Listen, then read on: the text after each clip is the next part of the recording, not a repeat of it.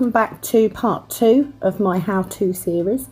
So we have got everything ready. We're now ready to apply tips. I'm using Tracy Lou's tapered square tips. We're doing a lovely ballerina or long tapered square or coffin, depending on what you call it. I'm very adamant that I don't call them coffin because they're not coffin shaped. But anyway, I digress. When you're applying your tips, it is very important that you avoid touching that nail if possible, because every time you touch it, you're putting oil back in. So I get the first of the tip, I measure it up against the nail, make sure it fits side to side, very small amount of CJP's gripper glue, and then you just sort of put it on and then push it at a slight angle. You want that tip to come straight out from that sidewall. If you do it too far down, it's going to slope down. If you don't press it enough, it's going to point up and it's going to make it more difficult for you to get your acrylic on. So again, this video is not sped up. I've left it in real time. I haven't even really cut to get thumbs and stuff in. I have just left it in this view. So just putting those nail tips on. So you can see the nail go white. So I'm just pressing the wings in. Nice and easy. I like Tracy Lou's tips. They fit very well. They're not too curved. Find that they're very, very useful for lots of different shapes. So I tend to use these more than any other shape.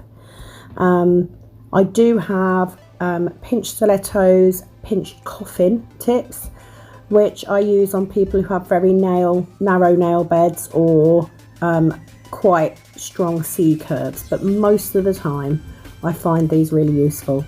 If I had somebody who wanted a really strong C curve and a particular length, then I would sculpt. That is something that I really enjoy doing. It's something I want to do more of. So as a tech who's been going for 2 years now, I have some clients that are shortly converting from tips to sculpted nails to enable me to get better at it, because the only way that you learn is to keep doing it. To give you an idea, I've done over 1,000 sets of nails and I still make mistakes. You know, don't beat yourself up.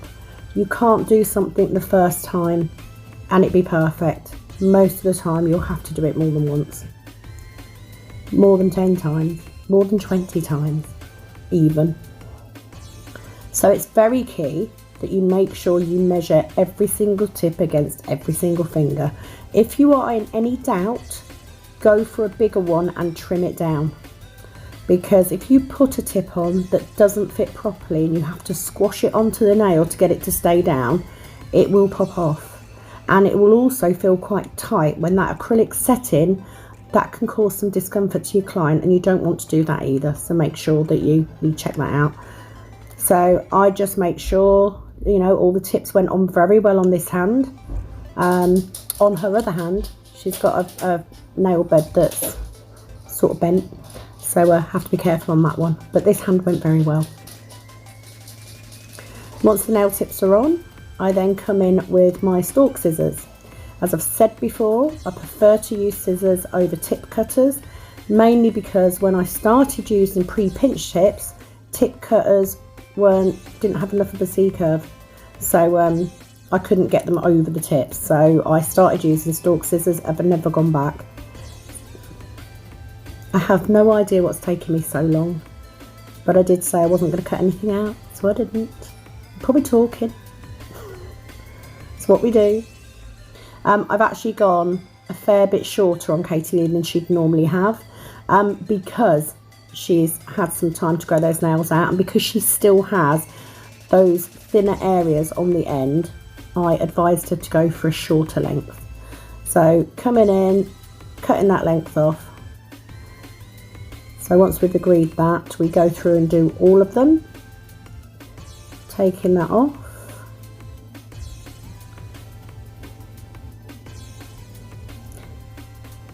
And then I come in and I just snip the sides. It just saves me filing time.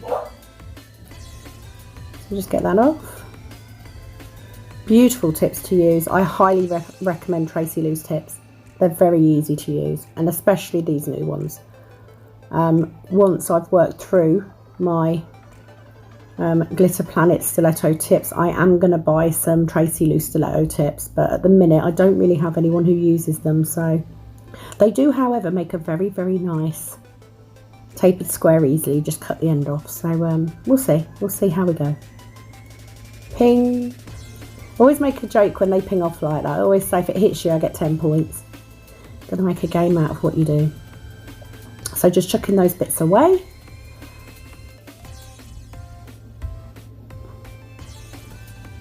I do get rid of the tissue instantly. I don't I do change it.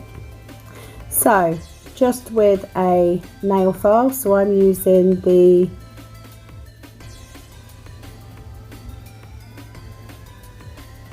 right, I got another message, so I should stop getting distracted. So I'm using a 100/180 grit file, and I'm literally just filing them sides in and then whisking over those wings. They don't take a lot of blending. I just like to make sure there's nothing there, because you know that if you leave that little bit there and it sticks up, it will stick up out of your acrylic and it will bug you forevermore. So that's all I'm doing, just getting that shape as perfect as I can get it.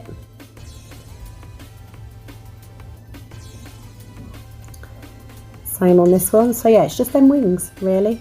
You know, the general shape is very, very good. They're very easy tips to cut.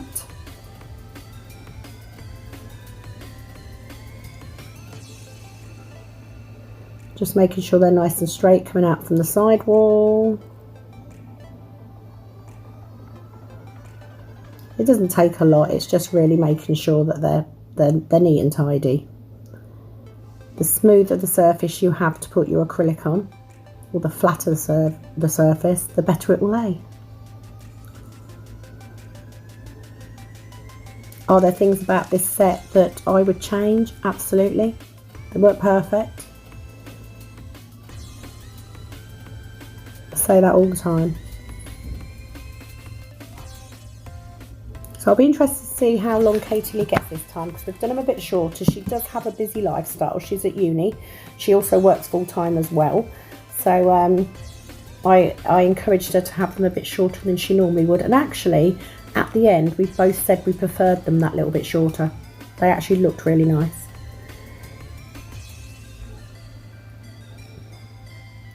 So I'm not filing onto her natural nail bed here. I'm literally just skipping over those wings, just making sure that the angle on those tips is as perfect as I can get it, because this will save me time later. And if you see me measuring it up against the other hands, I'm just making sure that altogether the 4 fingers look straight. They all look similar length. They all look, you know, symmetrical.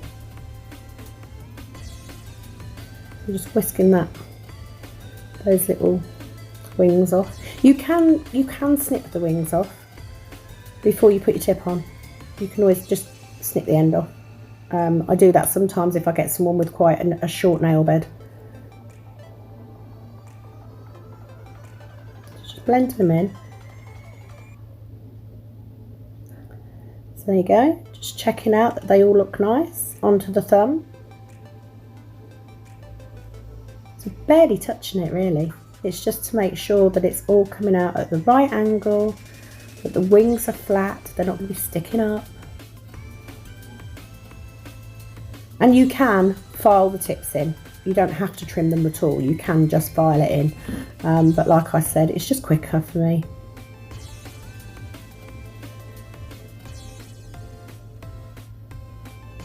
Once I have got these the way that I want them, I will then have a cotton pad with acetone, and I will wipe over the whole of the nail to make sure, again, there's no oil from my fingers on that nail bed. You can see as I'm holding that thumb there, my thumb is actually touching her nail bed.